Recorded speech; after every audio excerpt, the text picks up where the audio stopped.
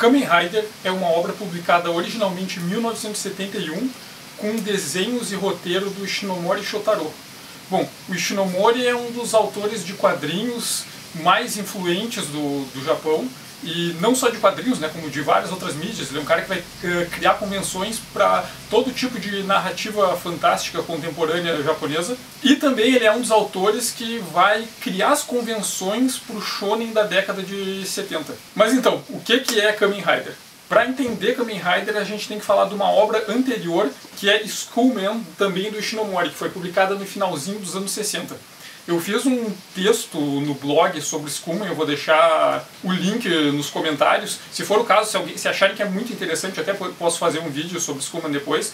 Mas a questão é que o Ishinomori fez um acordo com a Toei para produzir uma série para televisão sobre Skullman. Só que o problema de Skullman é que ele trata das cicatrizes que a Segunda Guerra deixou na sociedade japonesa e apresenta um protagonista que vai ser um modelo de anti-herói dos quadrinhos japoneses. Então o pessoal da Toei não gostou muito da ideia de um protagonista que na verdade é um vilão.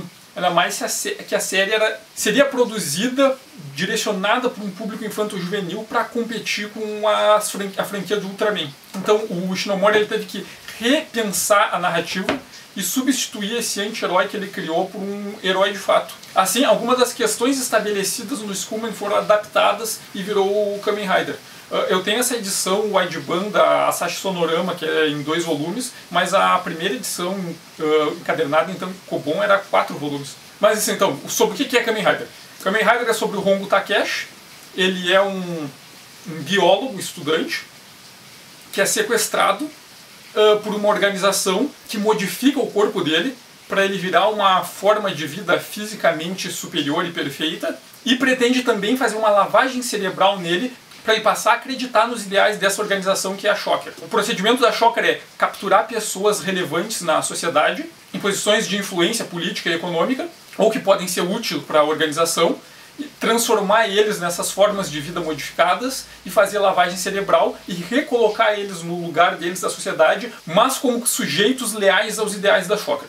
E a Shocker pretende, com isso, dominar o mundo e construir uma nova sociedade na qual uma raça perfeita construída pela Shocker governa o mundo, e assim eles alcançariam a paz. Só que acontece que o Hongo, um dos cientistas que trabalhava na Shocker, era um antigo professor dele, e ajuda ele a fugir no meio do procedimento. Então ele tem o corpo modificado para ter esses atributos físicos superiores, mas a mente dele é deixada intacta. Ele consegue fugir, mas o professor é assassinado, e ele decide que vai usar essas habilidades dele para lutar contra a Shocker. Durante a história vai ter uma reviravolta que está associada diretamente à série, porque o ator que fazia o Hongo Takeshi na série se acidentou no começo da série e teve um ferimento grave na perna.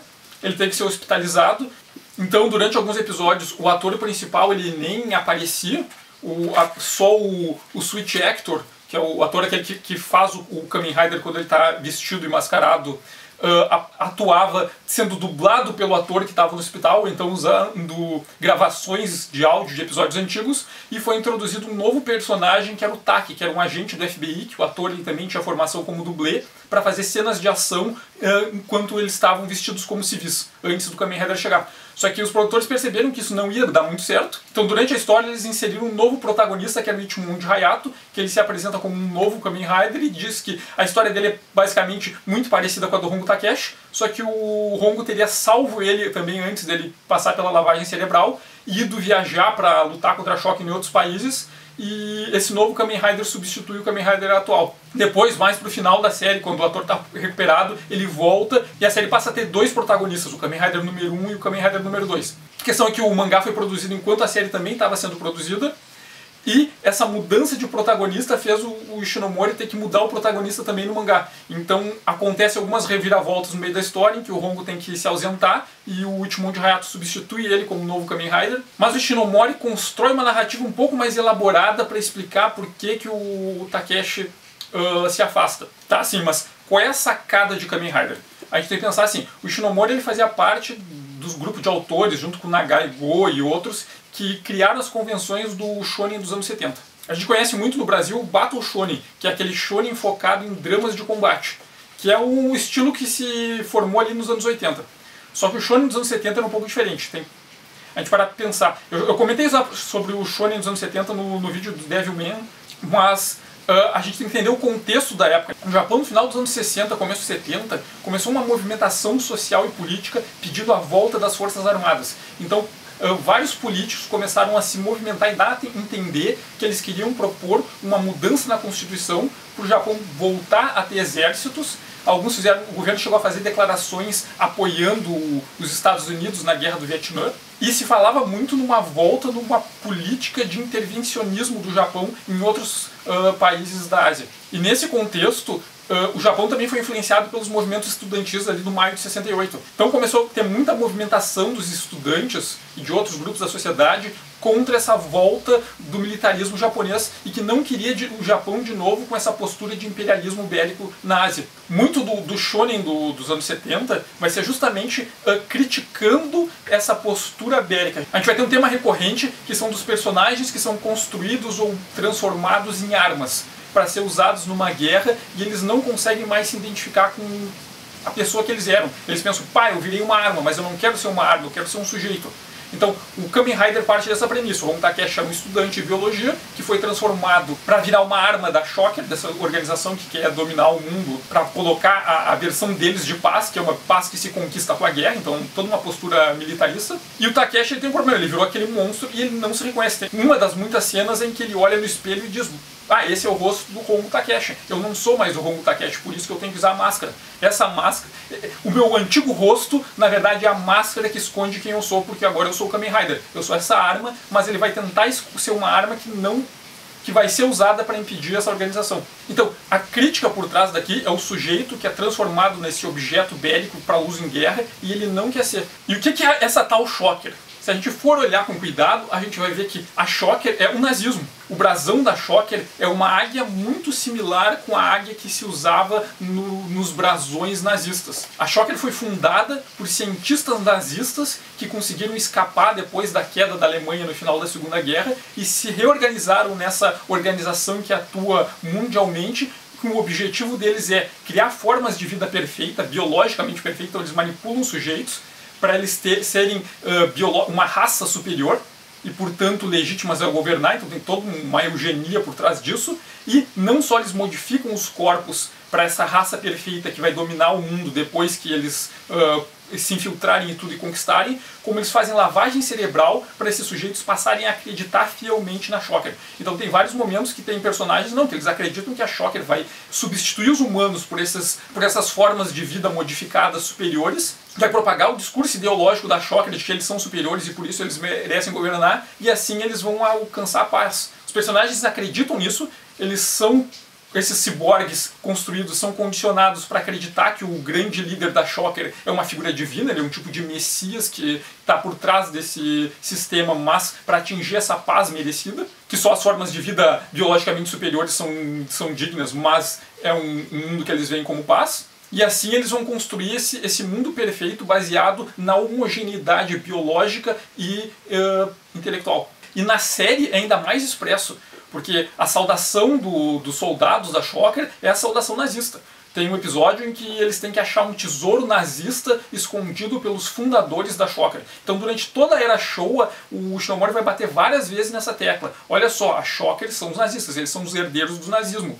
E o Japão, durante a Segunda Guerra Mundial, o Japão dos anos 30 e 40 era totalitarista, ele era racista e ele era belicista. E a preocupação do Ishinomori é, pá, a gente caiu nessa furada e a gente não pode cair de novo. Esse discurso do Japão como sociedade superior, que tem que se armar e tem que assumir influência nos outros países do Pacífico para levar eles à prosperidade, isso aí é cair de novo no mesmo discurso totalitarista, fascista do Japão dos anos 30 a 40, em que a sociedade dos anos 70, final dos anos 60, começo dos 70, estava andando na beirada e com perigo de entrar de novo. Então muitas das manifestações sociais, estudantis e tal dessa época eram justamente contra o Japão voltar para uma linha política que ia levar eles de novo para essa posição em que eles estavam na década de 30 e 40. Cuidado para a gente não se tornar totalitarista de novo. E ao longo da história o Ishinomori bate nessa tecla várias vezes. Tem uma parte que aparece um menino que é amigo do Ichimonji Hayato, que ele está doente, tem todo, enquanto se desenvolve as cenas de ação e de espionagem e tal, tá o gurizinho lá doente.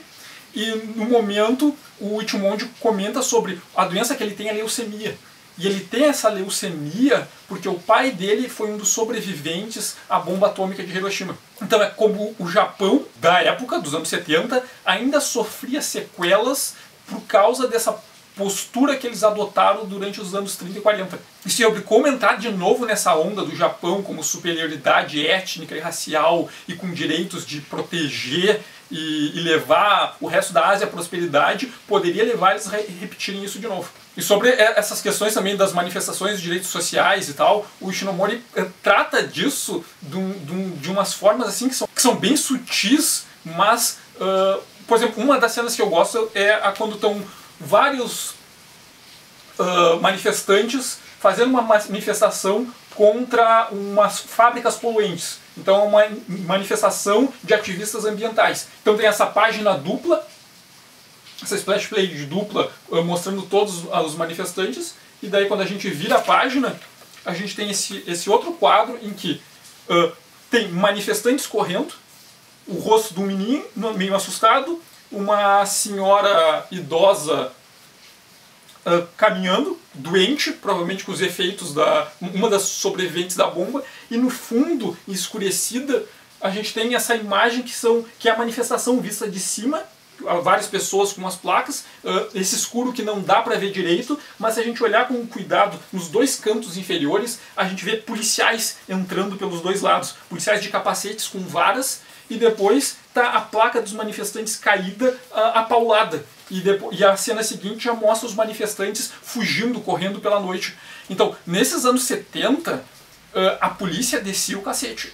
O governo japonês ele tinha as manifestações ambientais pedindo direitos trabalhistas, feministas, anti-guerra, e o protocolo do governo desse final dos anos 60, começo dos anos 70, era mandar a polícia descer o cacete em todo mundo. Então o que o Shinomori está fazendo aqui é justamente denunciando como essas manifestações que tinham propostas sociais eram recebidas na violência e na porrada. E ele faz isso de um jeito sutil, assim, que se a gente olhar não está ali descarado para não cair na censura, mas se a gente olhar com detalhe, a gente vê como ele usa essa montagem para tratar dessas questões. E visualmente, assim, ó, os dois primeiros arcos, que são o arco do Kumotoko e do Komori Otoko, que são o Homem-Aranha e o Homem-Morcego, assim, é o Shinomori do auge. Assim. Ele pega toda essa tradição de pensar a montagem dos quadrinhos a partir de técnicas do cinema que o Tezuka usava e que o Tezuka herdou dos autores dos anos 30 e que eles criaram essa técnica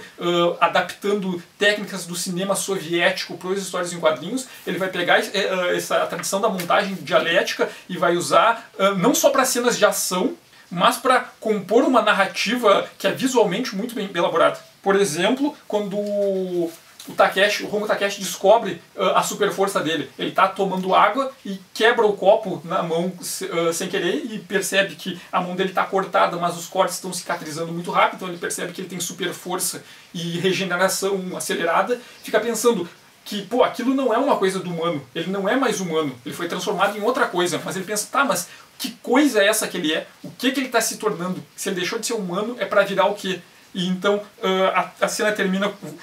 A página vai para a mão dele com o corte e aos poucos ela se transforma nessa mão monstruosa e na próxima página já vai para o Kumotoko, para o Homem-Aranha, que é um desses criaturas, dessas pessoas modificadas para ser um agente da Shocker. Então ele pensa, o que eu me tornei? E a montagem usa ele em oposição à criatura monstruosa para jogar com essa ideia de que ele também havia se tornado um monstro. Ou então, uma outra página elaborada que eu gosto, por exemplo, da montagem, é como o Takeshi e a Yuriko estão conversando nesse lado da página. Então a gente tem 3 quadros do debate deles, e quando a conversa se encerra, o nosso olho automaticamente vai para esse lado, e o próximo quadro é uma escada. Então nossos olhos sobem a escada junto com a personagem para chegar nela lá em cima subindo, e o próximo quadro é o alto de uma floresta, e daí nossos olhos têm que descer do alto dessa floresta até a personagem que está meio vagando, meio perdida lá, para logo em seguida a gente descobrir que na verdade essa visão aérea é a visão do Komori Otoko,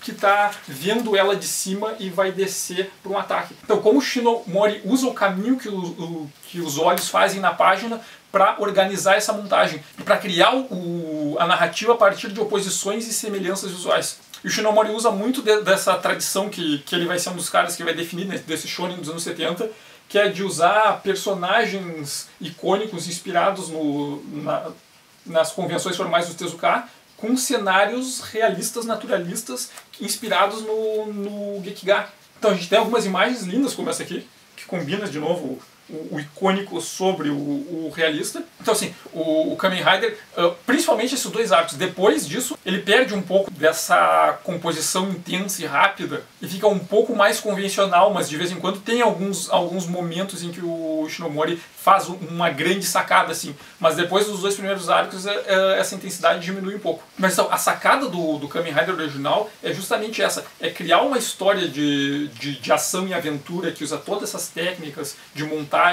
inspiradas no cinema, adaptada para os quadrinhos, mas ao mesmo tempo ele é bastante político, porque ele está dizendo, olha só, esse caminho que o governo do Japão e os congressistas japoneses estão querendo trilhar agora, de levar o Japão de novo para esse discurso belicista e intervencionista, quando ele aconteceu antes, ele levou o Japão para um lugar bem problemático, e seguir esse caminho de novo era um risco do Japão voltar a repetir todos os erros que eles fizeram na década de 30, 40 e que levou à Segunda Guerra Mundial e às bombas atômicas. Então, Kamen Rider é sobre a importância de lutar contra o nazismo, é sobre como esse discurso totalitarista, fascista, precisava ser evitado para o Japão não voltar a cometer os mesmos erros de novo.